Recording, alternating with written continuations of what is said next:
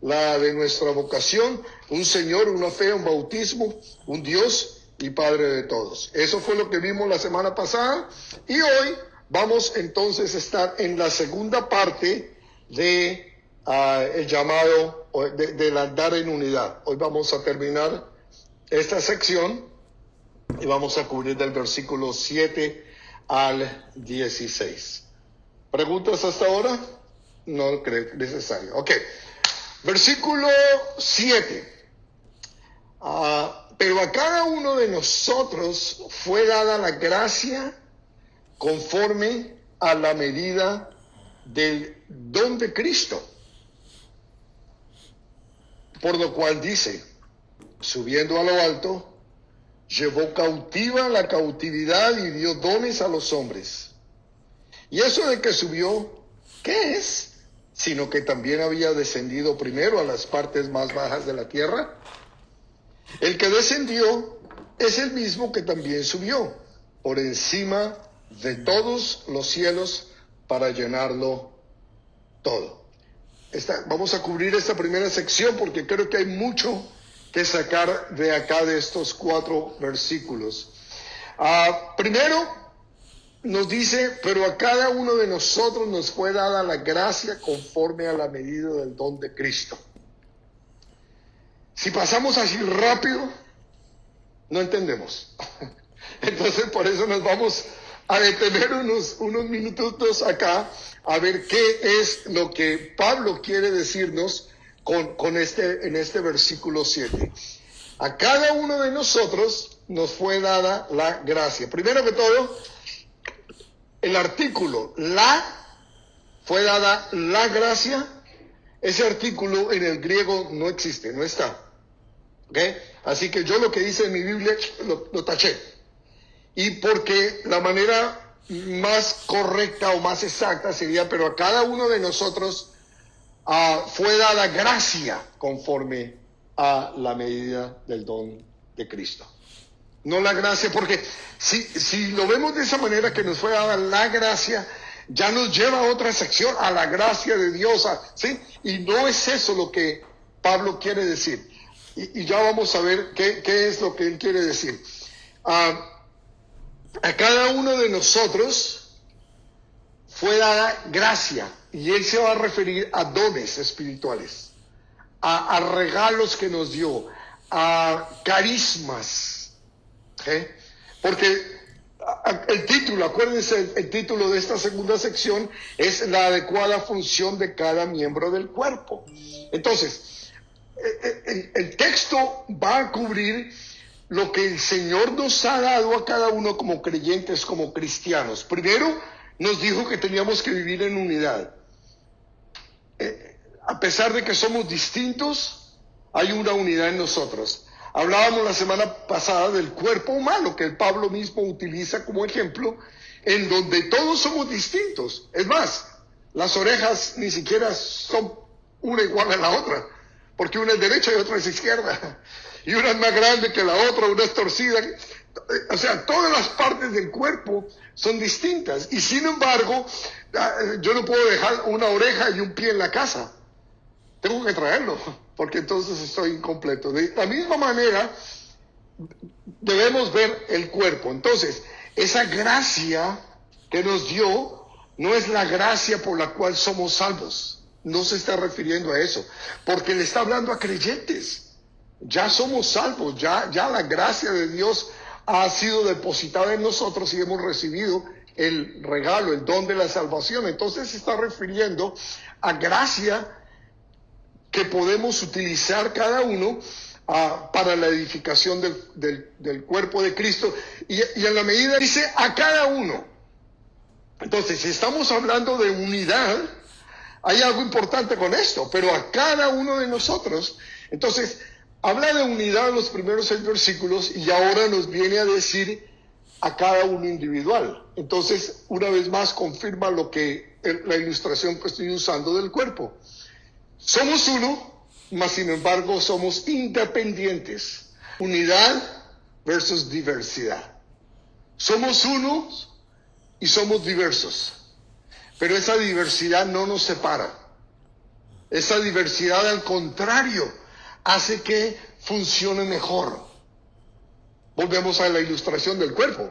Yo no puedo ver con mi ojo, ni escuchar con la boca.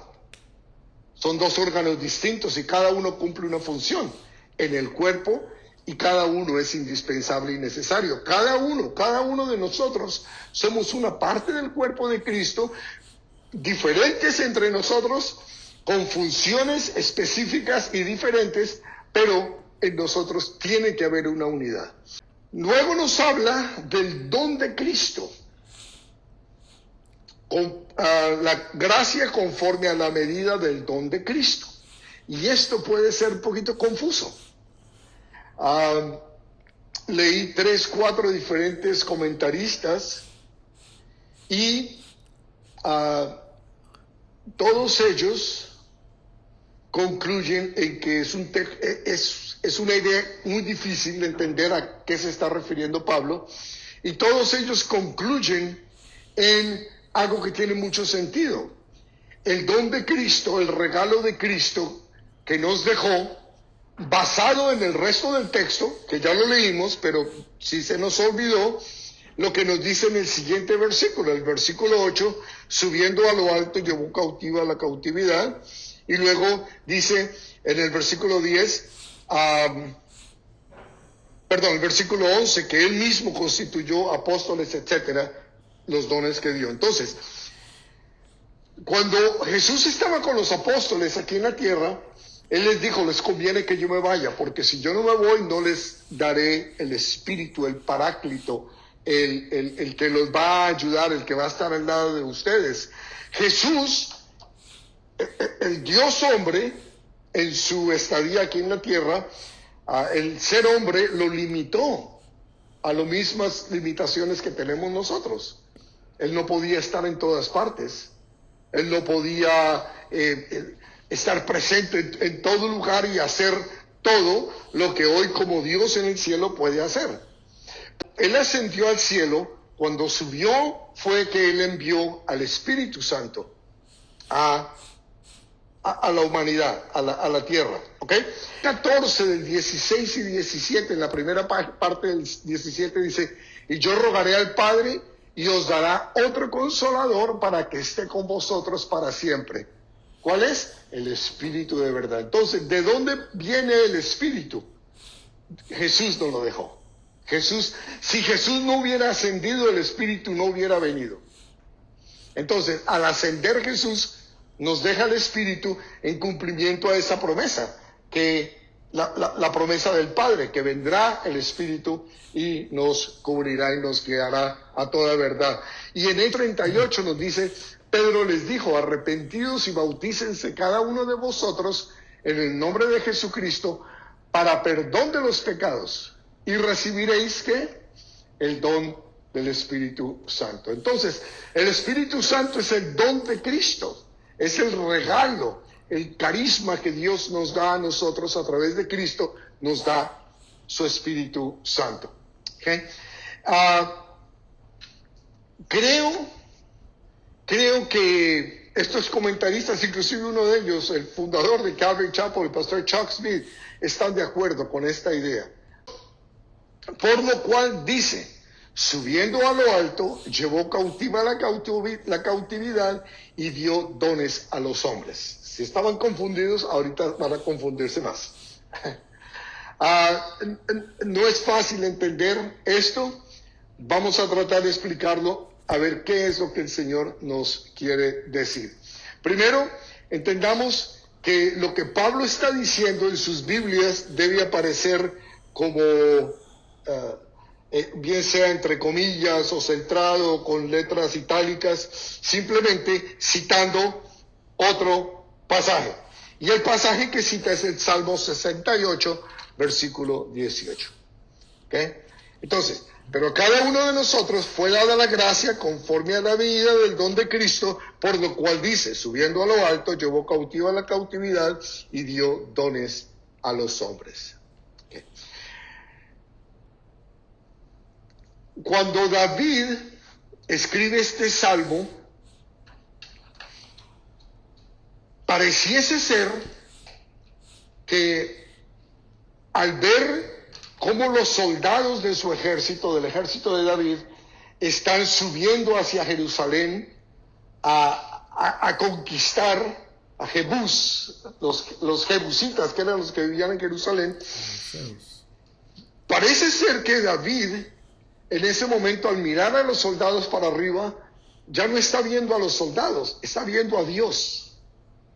Está viendo al Señor, que es el que sube, toma presos a los jebuseos, que eran los enemigos, y a través de ese acto de ir a subir hacia Jerusalén y tomar presos, parece ser que eso es lo que motiva a David a escribir este salmo. Subiendo a lo alto, obviamente se está refiriendo a Jerusalén en el contexto directo. A lo alto, cautivaste la cautividad. ¿Quiénes son los cautivos? Los prisioneros de guerra. Entonces, lo que David está diciendo es, viendo como si fuera Dios quien sube, agarra a los prisioneros, pero hay algo importante que dice ahí: tomaste dones para los hombres y también para los rebeldes. Entonces, eso es, el estando allá arriba, toma a los cautivos y a los cautivadores, a los dos, a los amigos y a los enemigos, ¿ok? Y en su gracia y en su misericordia, a los dos, tanto a los cautivos como a los cautivadores, les da dones, los bendice. Porque al fin y al cabo la Escritura dice que el sol sale para todos, para justos como injustos. Y esa es la naturaleza de Dios, de bendecir aún a los injustos. Utilizando ese salmo que está dirigido hacia un evento que pasó en la tierra, un evento de guerra, lo aplica al Mesías. Pero ojo, no solamente Pablo aplica este salmo al Mesías, es uno de los salmos mesiánicos. Los judíos conocen este salmo como un salmo mesiánico. Obviamente no le han dado los judíos ortodoxos, no le han dado, porque aún están enceguecidos sus ojos, no le han dado no le han puesto a Jesucristo como el centro de este salmo, ¿sí? Pablo sí. Entonces Pablo dice que Dios o Jesús nos da el don, su don, que es el Espíritu Santo, y ese Espíritu Santo, siendo Dios, cuando sube Jesús, cuando es elevado al cielo, viene el Espíritu Santo y Él es el que se encarga de repartir dones, tanto a justos como a injustos. Ahora, al final vamos a ver algo más claro, pero me voy a adelantar para que no queden dudas. Los dones que el Espíritu da aquí a los hombres, muchos no le llaman dones sino talentos. ¿Okay? Antes de venir a Cristo, nosotros teníamos talentos. Un no cristiano tiene talentos. Talentos para la música, talentos para la poesía, para las artes, para infinidad de cosas. Son talentos, son regalos que Dios da. Que ningún hombre por sus propios esfuerzos puede ingeniarse, tener estos dones, ¿sí? Estos talentos. Entonces han sido dados por Dios, pero hay dones específicos, los que nos da el Espíritu. Hay dones característicos que somos los que vamos a ver en el versículo 11, ya lo leímos: profetas, apóstoles, profetas, evangelistas, pastores y maestros. Pero me estoy adelantando. La idea es que quede claro que en ese Dios amar tanto a su iglesia, a la novia, a la futura esposa de su hijo, la llena de bendiciones, la llena de la capacidad de poder llegar a ser santa, perfecta y sin mancha. Y para eso utiliza situaciones sobrenaturales, eventos sobrenaturales, dones sobrenaturales. ¿Okay?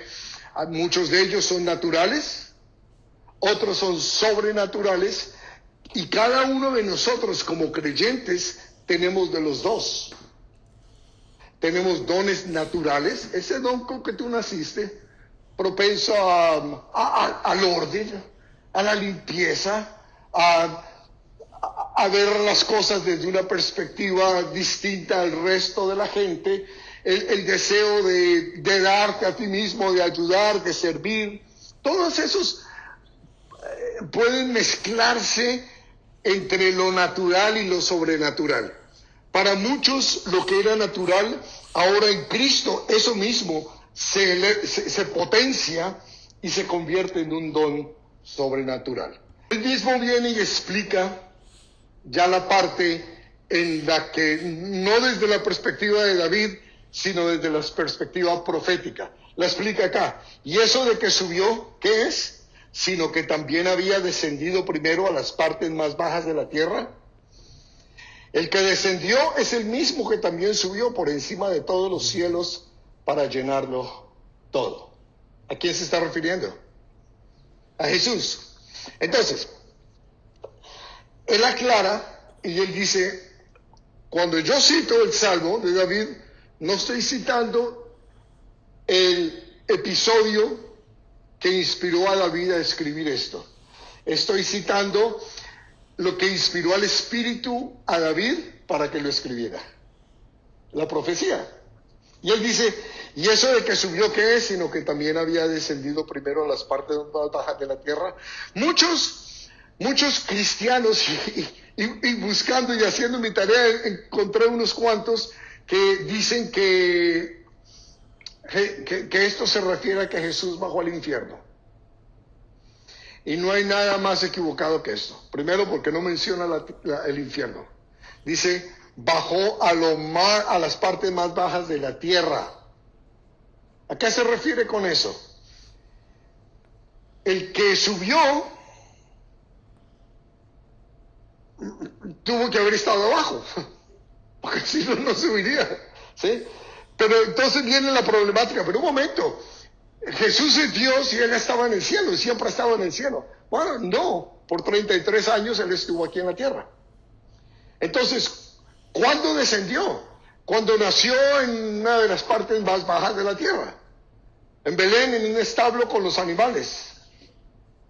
¿Y cuándo más estuvo en las partes más bajas de la tierra? ¿Qué tal en la cruz? ¿O qué tal en el sepulcro? ¿Sí?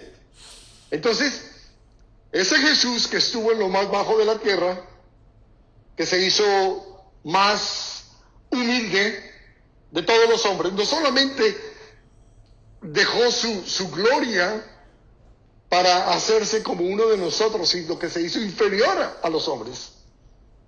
Ese mismo fue quien subió, ¿qué? Refiriéndose obviamente, ya lo dijimos, a Jesús. Y el que descendió es el mismo que también subió, nos dice en el versículo 10, por encima de todos los cielos para llenarlo todo.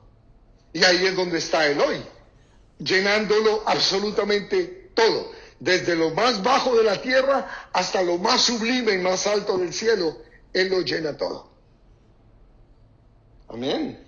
Él lo llena absolutamente todo. Ahora, con esto de los dones espirituales, yo quise, y creo que sí vamos a tener tiempo, quise insertar algo para que quede claro esto de que los dones son dados por el Espíritu. ¿Ok?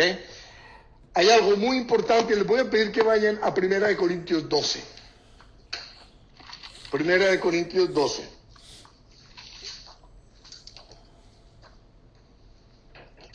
Y ahí vamos a leer desde el versículo 4 hasta el 6. Yo lo voy leyendo mientras que ustedes lo encuentran. Ahora bien, hay diversidad de dones, pero el Espíritu es el mismo. Hay diversidad de ministerios, pero el Señor es el mismo. Hay diversidad de operaciones, pero Dios, que hace todas las cosas en todos, es el mismo. ¿Cuál es el propósito de los dones espirituales? No lo escribí, pero en 1 Corintios 12 Pablo nos dice es para la edificación de la iglesia. Solamente hay un don que es para la edificación individual, personal. ¿Ustedes saben cuál es? El don de lenguas. El don de lenguas. Es el único don que es para la edificación propia. Y es el único don que se debe ejercitar a solas. A no ser que Pablo da las instrucciones que haya un grupo pequeño en donde 2 o 3 oren en lenguas y haya interpretación. Si no, dice Pablo, cállense. De resto, todos, absolutamente todos los dones espirituales son para la edificación de la iglesia. Nosotros, aquí en Calvary Chapel y yo personalmente, no somos cesacionistas. ¿Qué es ser cesacionista? Los que creen que los dones espirituales ya cesaron. Cuando se terminó el canon de la Escritura, cuando se completó el canon y ya se escogieron todos los 66 libros de la Escritura, ahí terminaron los dones. Hay muchos siervos de Dios a quien admiro que son cesacionistas. John MacArthur, por ejemplo, es uno de ellos. ¿Okay? Yo no soy cesacionista por la razón que yo creo que los dones todavía están activos, es porque la iglesia todavía está en la tierra.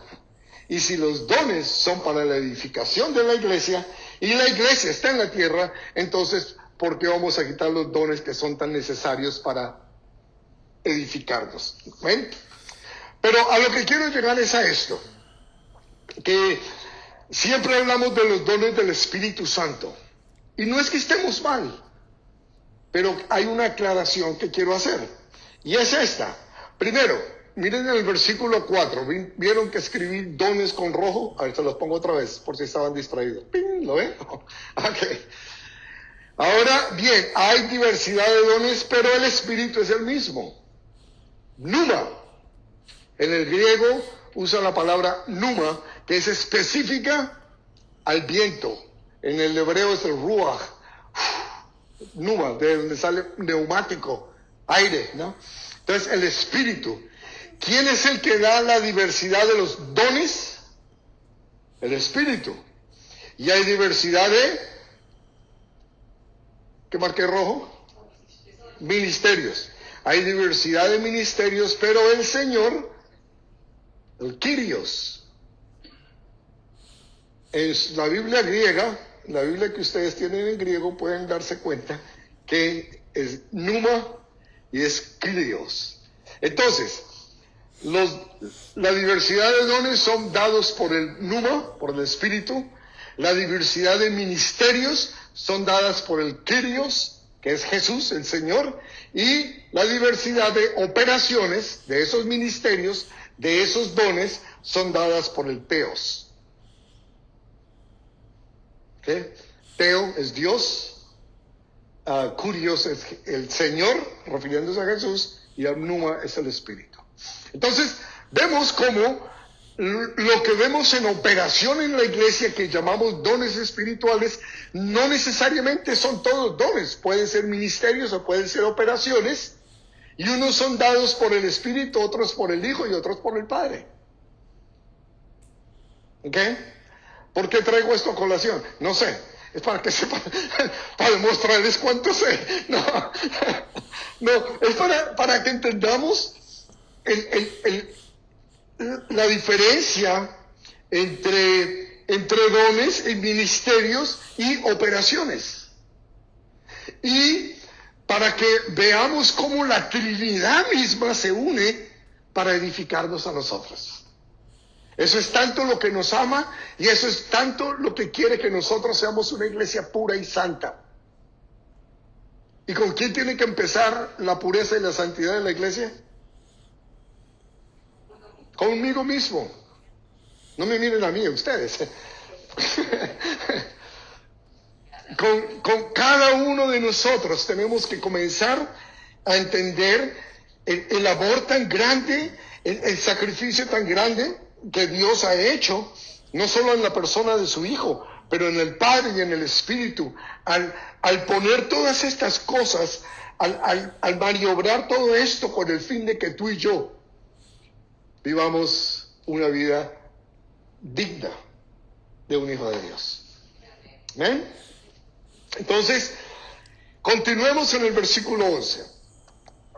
Y él mismo, él, refiriéndose a Jesús, el que subió, porque había descendido, él mismo constituyó a unos apóstoles, a otros profetas, a otros evangelistas, a otros pastores y maestros. Quiero que veamos algo. Apóstoles, profetas, evangelistas, pastores y maestros. ¿Qué tienen estos 5? Ya, hay quienes dicen son 4 ministerios, hay otros que dicen no, son 5. ¿Qué tienen en común estos 5 ministerios? Les voy a dar 30 segundos. ¿Perdón? Sí, esa es una razón, pero no es la que yo quiero llegar. Mira, vamos por cuestión de tiempo. Son personas. Son personas. ¿Sí? Un apóstol, un profeta, un evangelista, un pastor, un maestro. Esa es parte del don que Dios nos da. Personas. Para que les veamos como los instrumentos que Dios usa, para que le veamos como la persona que Dios está utilizando. ¿Para qué?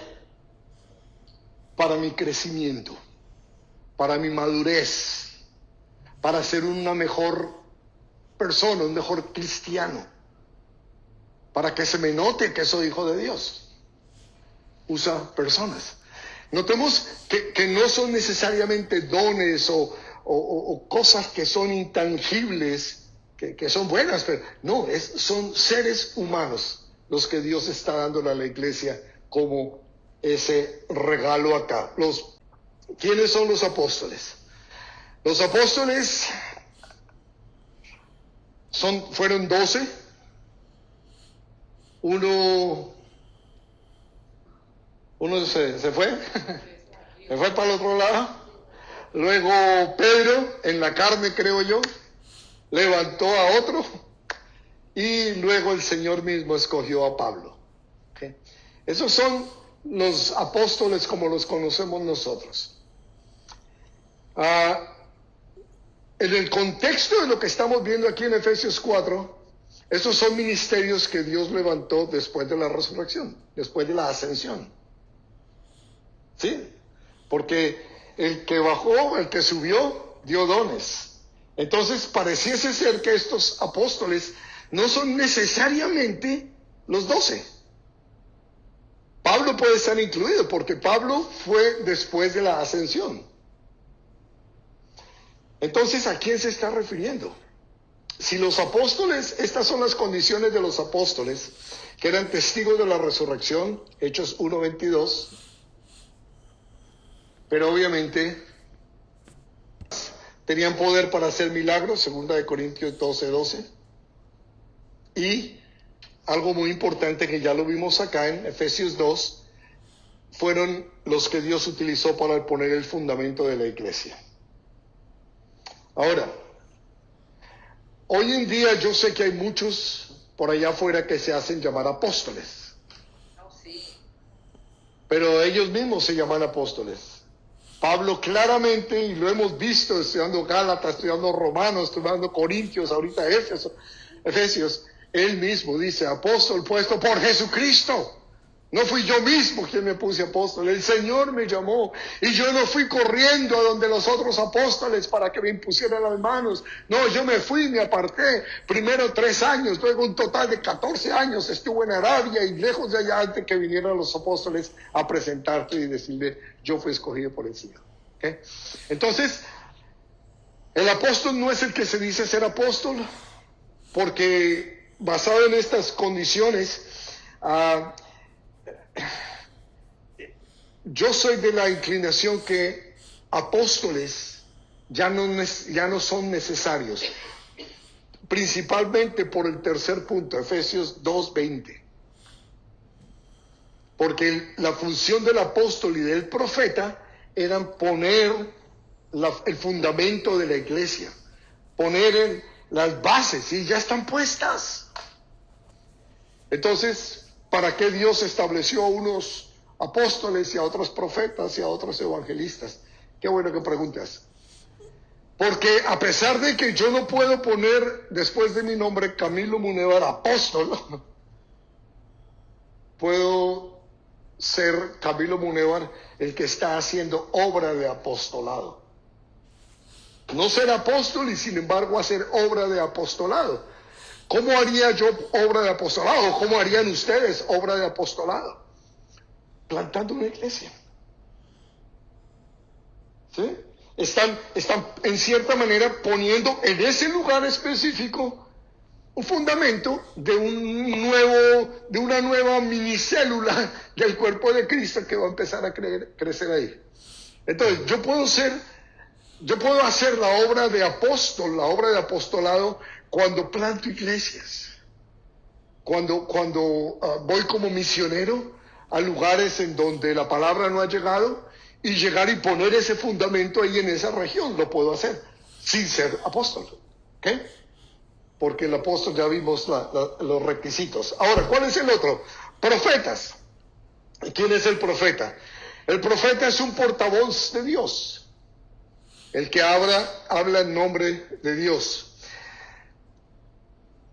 En este momento yo puedo estar profetizando, porque no les estoy dando un mensaje de Camilo.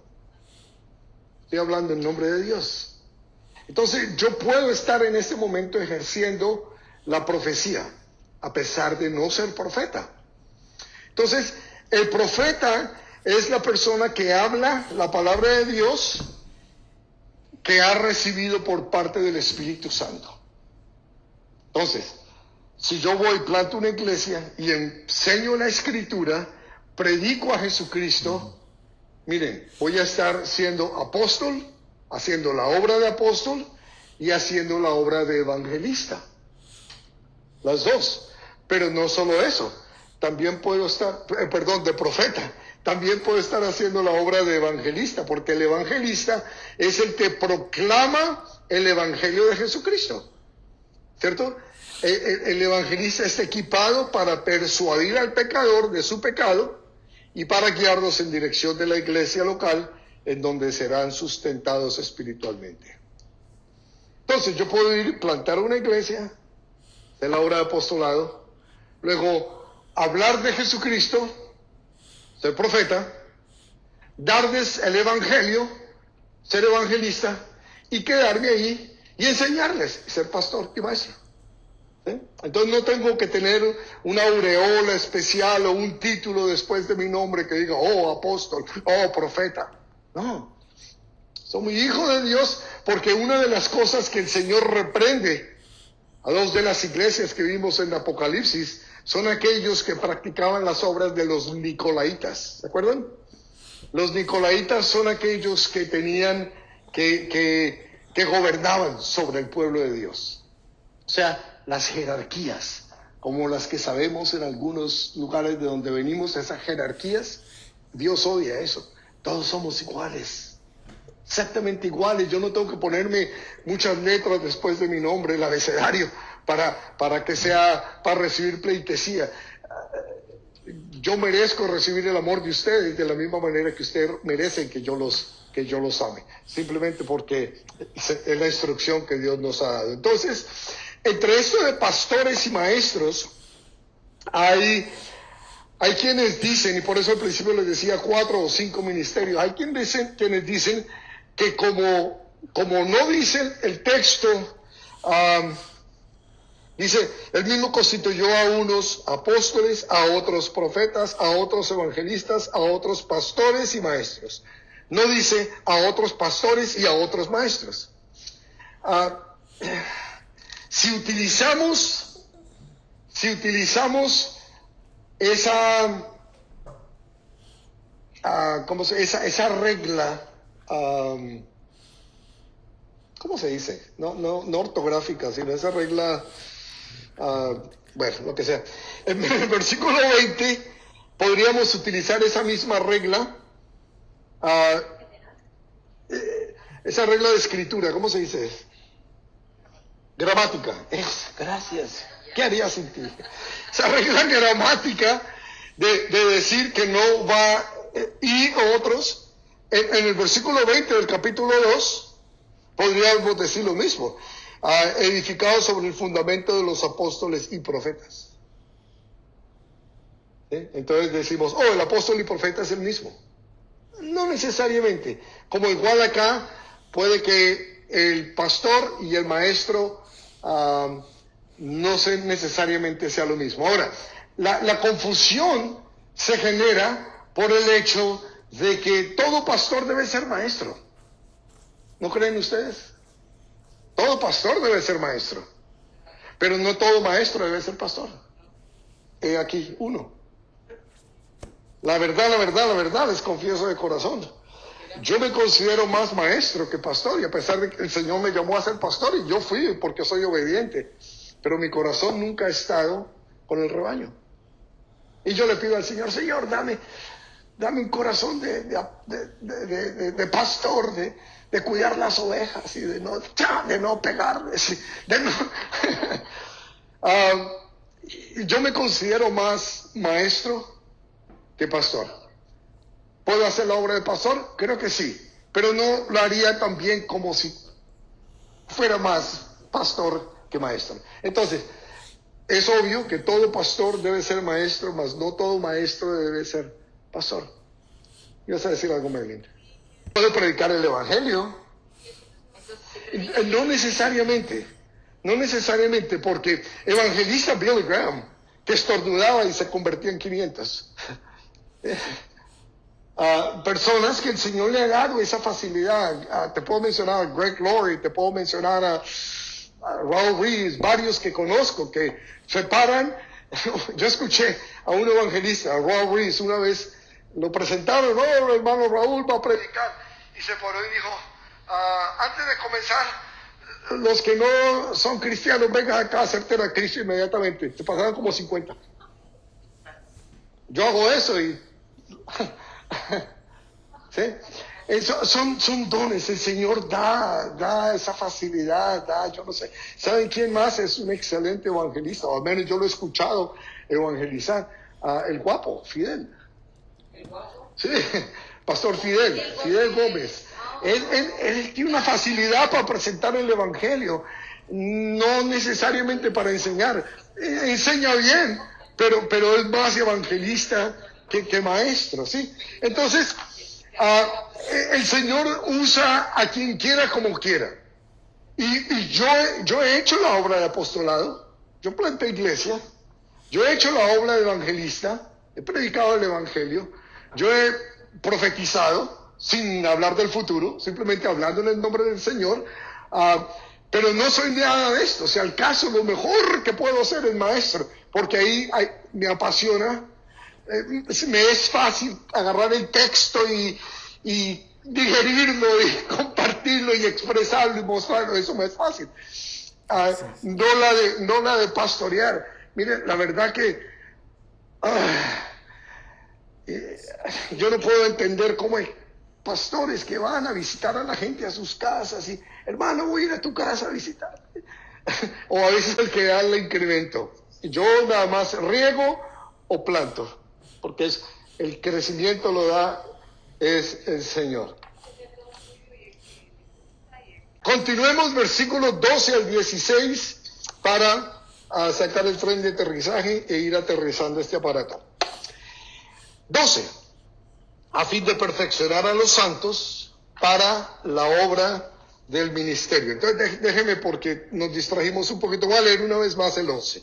Y él mismo, Jesús, constituyó a unos apóstoles, a otros profetas, a otros evangelistas, a otros pastores y maestros, a fin de perfeccionar a los santos para la obra del ministerio, para la edificación del cuerpo de Cristo, hasta que todos lleguemos a la unidad de la fe y del conocimiento del Hijo de Dios, a un varón perfecto a la medida de la estatura de la plenitud de Cristo. para que ya no seamos niños fluctuantes llevados por doquiera de todo viento de doctrina por estratagema de hombres que para engañar emplean con astucia las artimañas del error, sino que siguiendo la verdad en amor, crezcamos en todo en aquel que es la cabeza, esto es Cristo, de quien todo el cuerpo bien concertado y unido entre sí por todas las coyunturas que se ayudan mutuamente según la actividad propia de cada miembro, recibe su crecimiento para ir edificándose en amor. Entonces, vamos a hacerle una disección. A fin de perfeccionar a los santos para la obra del ministerio, para la edificación del cuerpo de Cristo. ¿Quiénes son los santos? Nosotros los creyentes somos santificados, fuimos apartados. Dios nos llama santos. Lo que ustedes me quieran llamar, problema de ustedes, pero Dios me llama santo a mí. ¿Okay? Entonces, la función y el propósito de los dones. Veamos los cuáles entonces son. Aquí en el texto nos dice cuáles son las funciones y el propósito de los dones que recibimos. Los específicos, o sea, las personas, profeta, evangelista, apóstol, pastor maestro, o los otros dones que la lista la podemos encontrar en Romanos 12, en 1 Corintios 12. Ahí podemos encontrar una lista larga, no completa, pero suficientemente larga de los dones espirituales. Entonces nos dice que los dones son para equipar a los santos. ¿Para qué nos equipa? Para poder servir en la iglesia. ¿Y qué pasa cuando servimos en la iglesia? Ahí está el tercero. La iglesia es edificada. Entonces, los dones nos equipan, porque cuando venimos a Cristo, cuando empezamos a venir a una iglesia o a la iglesia, cuando somos miembros de la iglesia de Cristo, venimos con muchos talentos naturales. Y cuando empezamos a envolvernos en la vida del cuerpo de Cristo, esos talentos se van convirtiendo en dones o vamos enfilándonos hacia el servicio de Dios, pero el Señor, en lo que nosotros nos envolvemos y en lo que empezamos a servir y a ministrar, el Señor nos va a ir dando dones o nos va a ir mostrando dones con los que ya venimos y no los conocíamos. No los teníamos, no los sabíamos que existían, pero alguien dijo por ahí, es más fácil girar el timón de un carro andando que de un carro quieto. Entonces, por eso es importante que empecemos nosotros a caminar en la iglesia. Si tú aún no estás activo, activa en la iglesia, empieza a moverte, empieza a servir donde sea, limpia el piso, cuida niños, ayuda en el estacionamiento, lo que sea, que el Señor te va a ir guiando y te va a ir dirigiendo hacia donde Él quiere que tú estés, porque nadie puede llenar ese espacio como tú. Nadie, porque Dios te hizo para ese fin, con ese propósito, y nadie más puede hacerlo que tú, ¿ok? Entonces, con esos dones somos equipados, con esos dones servimos a la iglesia, y con esos dones la iglesia es edificada. Aquí necesito hacer una aclaración con esta palabrita ministerio, ¿ok? Para la obra del ministerio. Hay quienes creen que, el ministerio es para el pastor. Y para los otros pastores asociados, y para la gente que trabaja, el ministro de los jóvenes. No. La palabra ministerio es la palabra diaconía, en el griego, que significa servidor, siervo. ¿Cuántos siervos hay aquí? Ok, entonces los otros son señores. Bueno. Es eso a lo que se refiere, no confundirnos con el ministerio. O sea, pues, Señor, aún no me ha llamado al ministerio, voy a seguir en mi trabajo. Es en tu trabajo donde Dios quiere usarte. ¿Okay? Todos los cristianos estamos en el ministerio. Quiérelo o no, créelo o no, si tú eres cristiano, el Señor te llamó a ministrar. El que no lo estés haciendo es otra cosa distinta. Pero el Señor te llamó y ojo, Él equipa a los llamados. Él no llama a los equipados. No esperes estar equipado para que el Señor te llame. El Señor ya te llamó. Y como ya te llamó, Él te equipó. Lo que pasa es que a lo mejor tú no sabes todavía, por tu inactividad, no sabes qué fue lo que el Señor te dio, cómo fue que el Señor te equipó. Entonces es momento y es que nos pongamos las pilas, como decimos, y entendamos que no hemos venido a calentar asiento. Ese no es el ministerio que el Señor nos dio.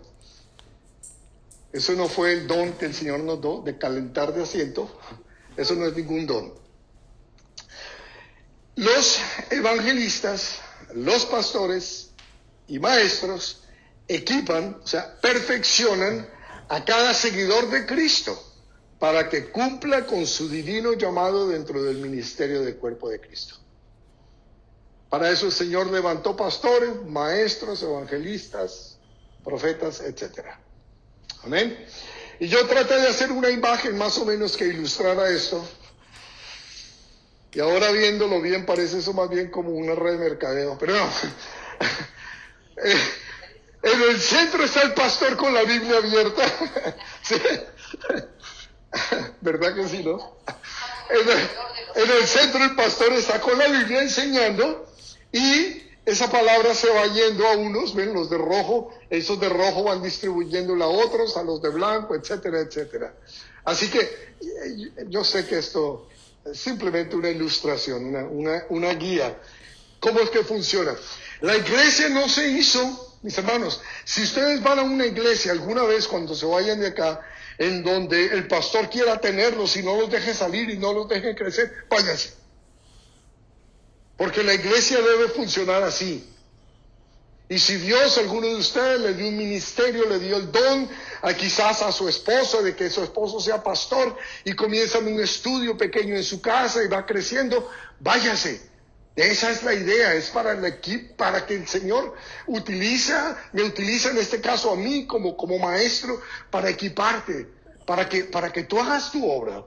Comienza un ministerio de mujeres, comienza un ministerio de niños en tu casa, abre las puertas de tu casa, lo que sea que el Señor te guíe, ¿ok? Pero no es para que te quedes estancado, ni es para que te quedes en la iglesia, porque tú no le perteneces al pastor, tú le perteneces a Jesucristo. ¿Ven?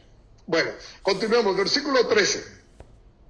Hasta que todos lleguemos a la unidad de la fe y del conocimiento del Hijo de Dios, a un varón perfecto, a la medida de la estatura de la plenitud de Cristo. Entonces, este es el funcionamiento de la iglesia.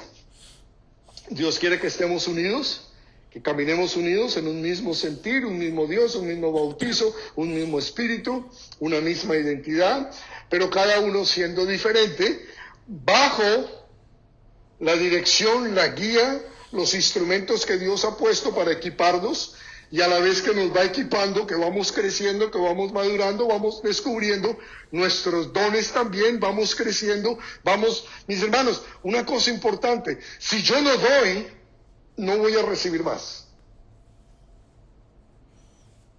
Dicen por ahí, el que enseña aprende 2 veces. Y yo soy testigo de eso. Entonces, igual, si yo no me doy, si yo no me entrego, si yo no sirvo, no voy a recibir más del Señor. Porque el Señor, Él es fiel.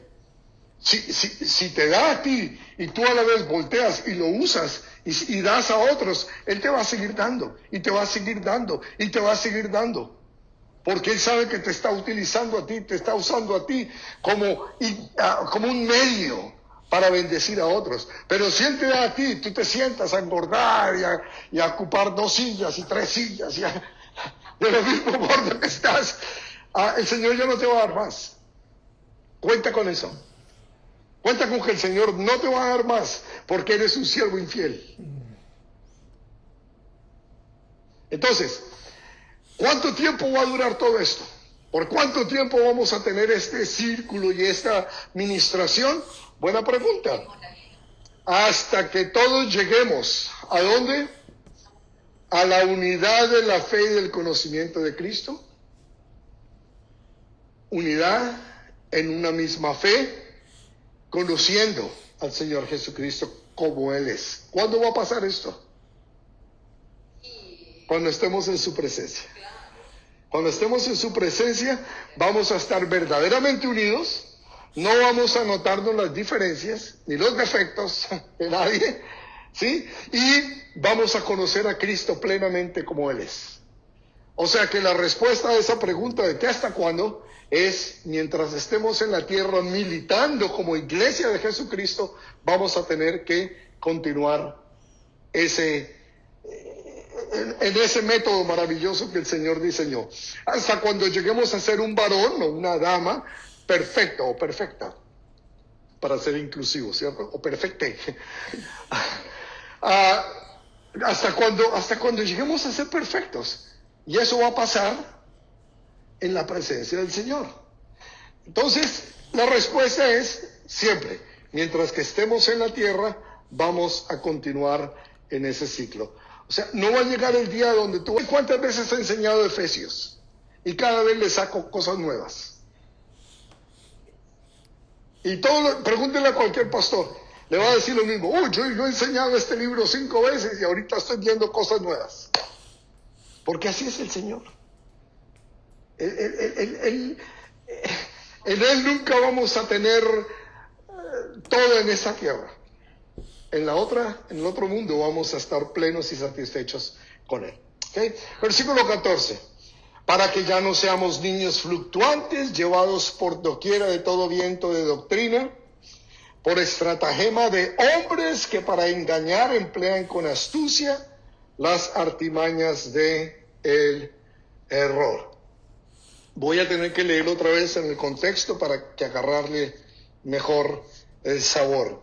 12. A fin de perfeccionar a los santos, ¿cierto? Para la obra del ministerio, para la edificación del cuerpo de Cristo, hasta que lleguemos a la unidad de la fe y del conocimiento del Hijo de Dios, un varón perfecto a la medida de la estatura del Cristo, para que ya no seamos niños fluctuantes. Creo que es importante, acordémonos que esto no fue escrito por versículos y capítulos, es una carta y necesitamos verla como tal, en contexto. Entonces, para que ya no seamos, hay un propósito. Y la iglesia de Jesucristo hay 3 principales peligros en los cuales una iglesia puede caer. Pero una iglesia que ha hecho lo que hemos estado hablando acá, lo que hemos estado aprendiendo acá, es una iglesia que va a evitar que el cuerpo deje de funcionar correctamente. Acordémonos que el título de este mensaje es la adecuada función de cada miembro del cuerpo. Entonces, si estamos sometidos a la autoridad del Señor, que nos ha dejado hombres que para que nos guíen, nos enseñen, para enviarnos a hacer la obra del ministerio, y nosotros continuamos sometiéndonos a ese plan de Dios, estar bajo su autoridad y de la que Él ha dejado y ha delegado a personas. Si nosotros vivimos y atendemos a esa iglesia, que gracias a Dios esta es una de esas iglesias, no perfecta, pero centrada en la palabra de Dios, enfocada en enseñar la palabra de Dios, entonces vamos a evitar esos 3 peligros. El primero, inmadurez. Nos habla de que para que ya no seamos niños. Si nosotros estamos bajo la dirección de un pastor, de un maestro, hemos escuchado el evangelio, entendemos que tenemos dones espirituales y ya los hemos descubierto o estamos en el proceso de descubrir esos dones espirituales, entonces estamos creciendo, vamos por buen camino.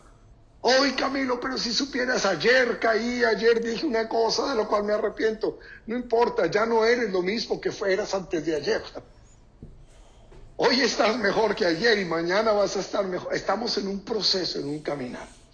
El problema son aquellas personas que llevan 20 años viniendo a la iglesia y no saben si decir aleluya o huepaje. Todavía no entienden cuál es la parte espiritual de sus vidas, no entienden, no entienden el caminar en el Señor. No entienden que es una nueva vida, una transformación, un cambio que se genera día a día.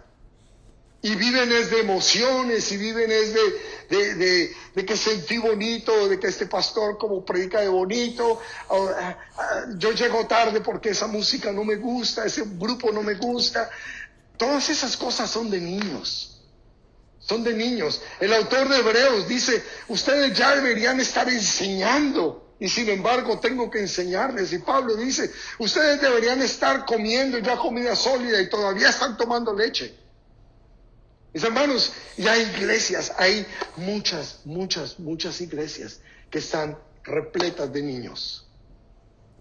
Y saben una cosa, para ir lejos, nuestra iglesia también. Acá tenemos de eso. Miren cuántos asientos desocupados hay. Oh, es que estaba lloviendo. Oh, es que hacía frío. Oh, es que tuve este problema. Siempre hay un problema, siempre hay una excusa, siempre va a haber una razón para no venir a la iglesia. Siempre. Entonces, la inmadurez no es culpa de Dios. Ni culpa del pastor, ni culpa del maestro, ni culpa del evangelista. La inmadurez es culpa de cada uno. Que lo que el Señor nos da, lo rechazamos. El otro peligro es la inestabilidad. La inestabilidad. Porque la inestabilidad se produce por todo viento de doctrina que viene. Mis hermanos, falsos maestros siempre los vamos a tener. Desde el primer siglo el Señor nos estuvo anunciando. En el Antiguo Testamento escuchamos de falsos maestros, falsos profetas. Siempre los tendremos. El problema en realidad no son los falsos profetas. Somos nosotros que seguimos a esos falsos profetas y les damos dinero para que continúen. Ese es el problema. Y hay personas que no tienen una casa que puedan llamar, esta es mi iglesia. Yo sé de muchos de ustedes, hermanos, que vienen acá y van a otra iglesia y van a otra iglesia y luego van a otra iglesia, donde sienten más bonito, donde les gusta más, donde sienten cosquillitas, donde hay tan bonito, hay la música hermosa, hermosa, hermosa. ¿Y dónde está tu firmeza? ¿Dónde está tu compromiso con el Señor? El Señor te dio dones no para que andes picando como oveja de flor en flor. Y es que me gusta más allí porque es que, el pastor me puso las manos y sentí un cosquilleo por todo el cuerpo, algo tan hermoso que aquí nunca he sentido. Es que ustedes andan en la carne, aquí el espíritu no está. ¿Sí o no? Y lo último es la ingenuidad.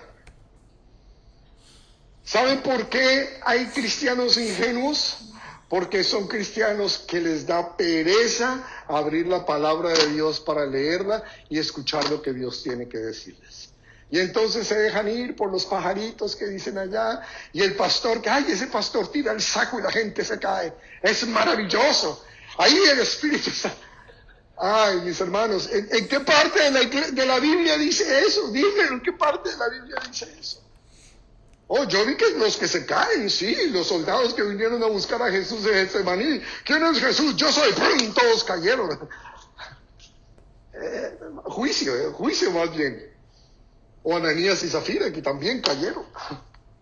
¿Quieres esa experiencia de caer? Yo no. Entonces, esos son los enemigos que nosotros, haciendo lo que estamos haciendo, viniendo, escudriñando, buscando de Dios, buscándolo a Él, queriendo queriendo madurar, queriendo crecer, queriendo cada vez ser más perfectos como Él nos manda.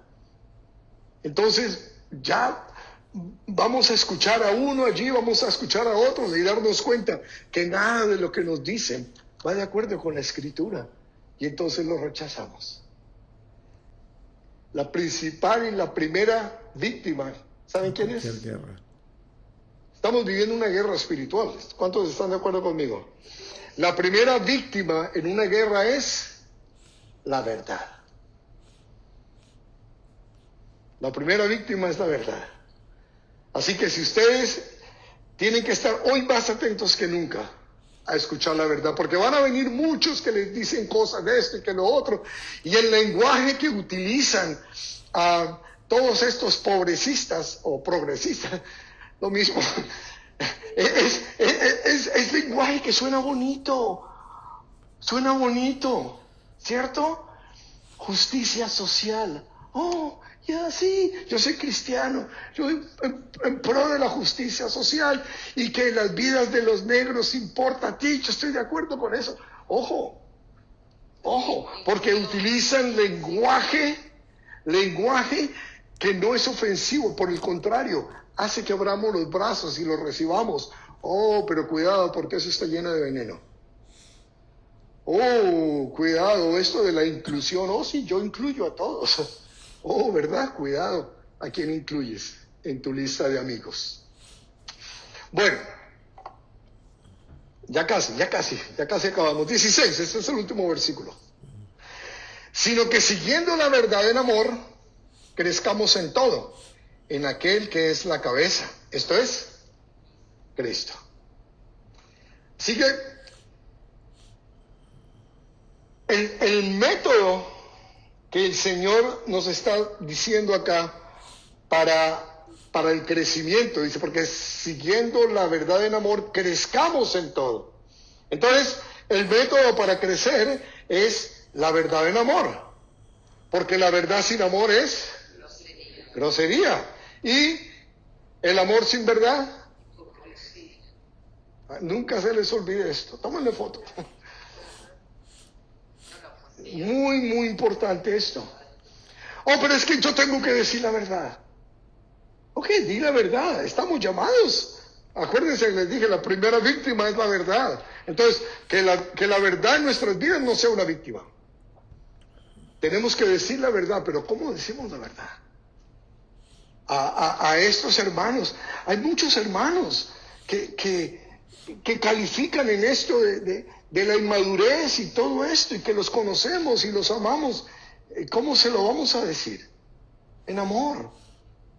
Llamémoslos a un lado, sí, reprendámoslos en amor. ¿Okay? Y además, la meta del crecimiento, ¿cuál es? La meta del crecimiento nos lo dice el texto. Es en todo, en aquel que es la cabeza, esto es Cristo. La meta del crecimiento es en todo ser más como Cristo. Estamos unidos y vamos a crecer, y tenemos que aprender a entender la función mía. ¿Cuál es mi función dentro de este cuerpo de Cristo? No solamente este grupito de los martes, la iglesia donde estamos, el ministerio en el que pertenecemos, la familia de Calvary Chapel Boca Ratón a la que pertenecemos nosotros. Nuestro llamado es a la unidad, nuestro meta es el crecimiento, y el crecimiento tenemos que hacerlo, ya lo vimos todo, pero le agregamos al final en amor, hablando la verdad en amor, para ser cada vez más como Cristo, de quien todo el cuerpo bien concertado y unido entre sí para todas las coyunturas que se ayudan mutuamente según la actividad propia de cada miembro, recibe su crecimiento para ir edificándose en amor. Entonces Jesús no solo es la meta del crecimiento, sino también es la fuente misma del crecimiento. Vivimos Vivimos para, nuestra meta es glorificar a Jesús, glorificar al Padre, glorificar a Dios. ¿Y qué es lo que nos lleva? ¿Y qué es lo que nos motiva? ¿Y qué es lo que nos permite hacer esto? Cristo mismo. El caminar y el vivir en el Espíritu. Entonces es claro que en la carne no podemos. Somos seres espirituales. Pablo lo dice, vivamos en el Espíritu. Y no en la carne. Porque la carne y el Espíritu se contradicen uno al otro. Ahora, bien concertado y unido entre sí por todas las coyunturas que se ayudan mutuamente. Y esto una vez más, ya para terminar, hablamos y traigo una vez más a colación nuestros cuerpos. Nuestros cuerpos está compuesto de elementos distintos, únicos, pero unidos. ¿Qué nos une? Aquí habla de las coyunturas. Obviamente sabemos que las coyunturas son las que unen nuestros huesos, pero también hay tejido que une los órganos con los músculos y los músculos con los huesos. Y todo esto, y todo trabaja con un mismo propósito, que es el que podamos funcionar, que podamos caminar y que podamos vivir. Y nosotros como cuerpo siempre queremos que el cuerpo funcione bien. Y entonces, ¿qué hacemos? Comemos bien. Algunos. Ustedes. Descansamos, tomamos líquidos, no nos estresamos. Entonces, todas estas cosas. ¿Para qué? Para el bienestar del cuerpo. Y cuando hacemos eso, ¿cómo responde el cuerpo? El cuerpo responde con más energía, con una mente más clara, pensando más positivamente. Ese es el mismo ejemplo del cuerpo de Cristo. Si nosotros como miembros del cuerpo estamos cuidándonos a nosotros mismos, preocupándonos en crecer, amando, caminando en santidad, ¿qué va a pasar? Nosotros mismos como individuos vamos a ser mejores personas. Y al ser mejores personas, al ser mejores cristianos, mejores hijos de Dios, vamos a contagiar a los otros que están unidos con otra coyuntura.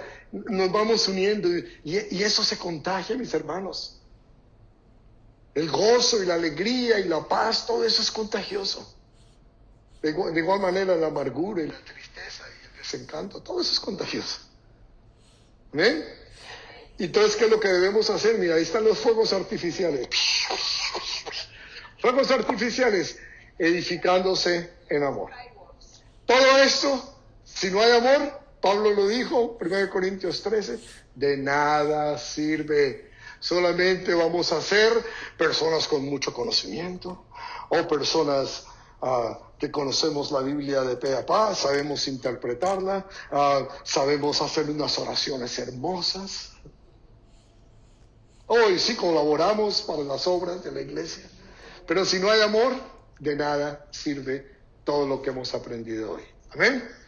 Padre, aquí estamos, Señor, porque al principio te dijimos, queremos crecer, queremos conocer más de ti, queremos conocer más de ti.